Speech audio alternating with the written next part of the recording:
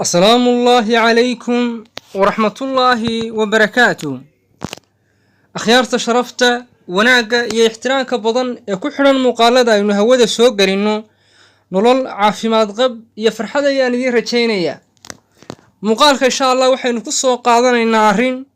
حليادا دنبير دالنيرتو أي عاديستين أو فالحما أو ديباتا إسلامر كان هاليس يا خطر كوا dhalinyarta ragga iyo haween kale. Arrintani waxa ay keentaa ama waxa ay sababtaa aafada foosha xun ee bulshada aynu uga digno guud ahaan gaar ahaan dhalinyarteena quruxda badan inaanay ku dhicin oo aanay ku leedin oo aanay dhabarka kaga jabin. Arrintani waxa ay keentaa aafadaasi inay labada qofba ay bartaan, sidoo kale lamaanaha isqaba ayay ku keentaa iyaguna inay bartaan. Arrintani waxay abuurtaa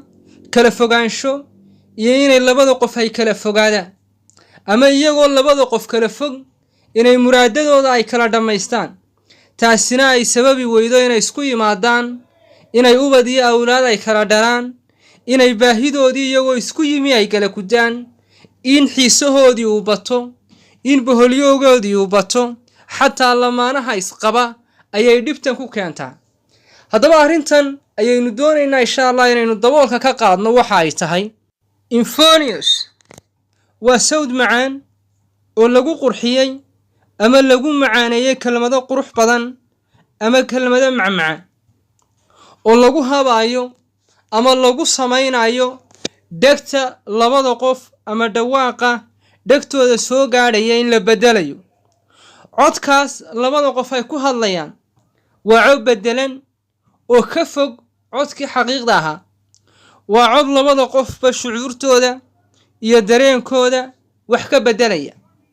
laba qaybood way isticmaalaan. labada qofba haddii ay isticmaalaan waxay labadaba ku sababi kartaa inay aafada foosha xun ee dembiga iyo dunuubta ay ku ridaan. qolada koobaad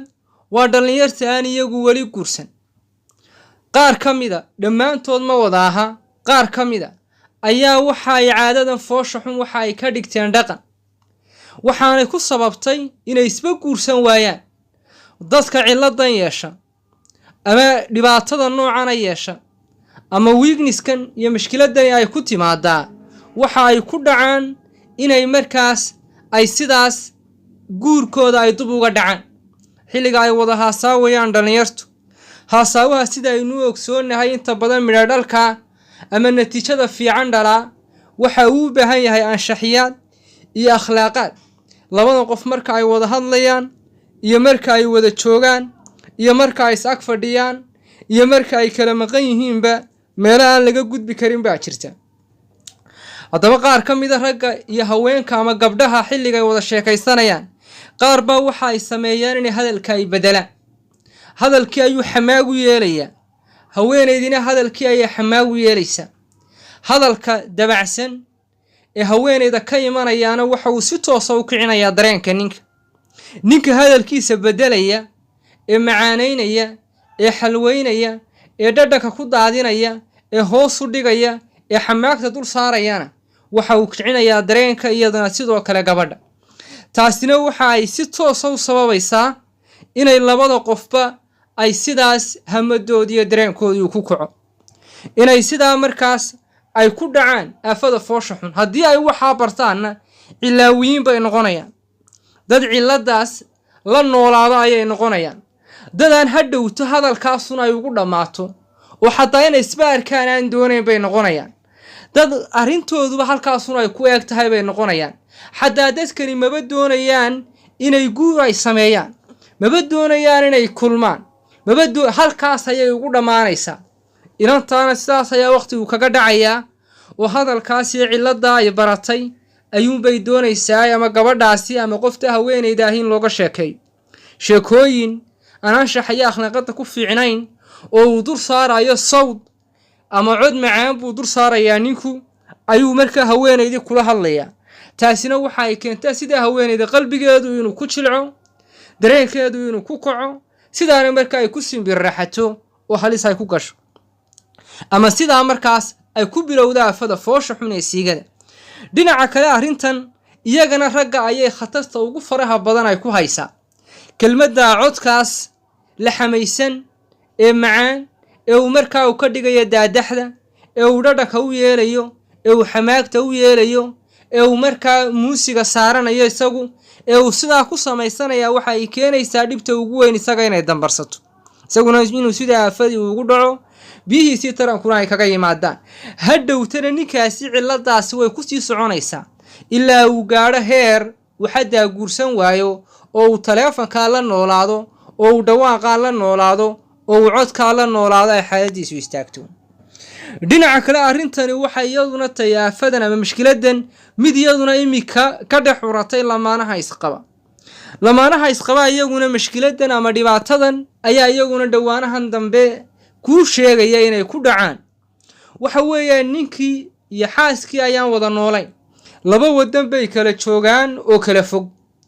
arrintaasi waxa ay keenaysaa ninkii inuu hadalka noocan isticmaalo xaaskiisa uu isticmaalo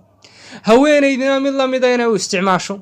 iyaga oo soo qaadanaya daliilada odhanaya ninku inuu xaaskiisa wuxuu doono kula hadli karo ama haweenaydu ay markaa uu odhanayo xaaskaygii baatay waa la ii kaa baneeyey hadalkan doonaan kugu odhanaya ama codkan xataa xilliyada qaar in la dhaafo oo la gaadho xataa in lays arko oo muuqaal la iska arkayo oo xataa muuqaalka laftooda ay marka ay leeyihiin laba qof oo isqabaynu nahay haddaynu codkan istu taagno ama sownkan markaas raaxada samaynaya aynu istu taagno waxaa ka dhacaya ama ay samaynayaan inay codkoodu ay isku reexaystaan marka ay wada hadlayaan waa lamaanihii isqabay taasina ay ku sababto ninkii in dareenkiisii kaco oo sida hamadiisii ay ku timaado biyuhu ay saa kaga yimaadaan haweenaydana qaab la mida inay kaga yimaadaan labadii qofba way siigaysanayaan waana isqabaanee ogow oo labada qofba ficilkan ay samaynayaan waa siigaysi arrintaasi haddii ay dhacdo oo qaabka noocaasi uu yimaado waxa hadhowto timaada inay lamaanihii iskuba iman waayaan inay taleefankaasuna ay ku kala dhammaystaan inay arrintaasu codkaas iyo sownkaa macaan ay hawada isku soo mariyaan kadibna tafiirtii ay meesha ka baxdo sababaha ilaahay ugu soo dejiye lamaanuhu inay isku yimaadaan oo iyagoo wada jooga jidhkoodiibaa isku baahan wehelkoodiibaa isku baahan taladoodiibaa isku baahan dadku inay taleefan ama dheg laga wada hadlaya inay wax ka dhammaystaan waa wax aad u qariiba ama wax aad u adag weeyaan oo aad u dhib badan haddaba arrintan foosha xun waynuga digaynaa dhallinyarta quruxda badan ee caafimaadkooda aynu jecelnay sidoo kale waxaynuga digaynaa lamaanaha wax tootali aragtida caafimaadka ku habboon maaha macdantu inay cidlo ku daadatana maaha caqliyan iyo sharciyan midna kuma habboona intaasaynu kaga tegaynaa wassalaamu calaykum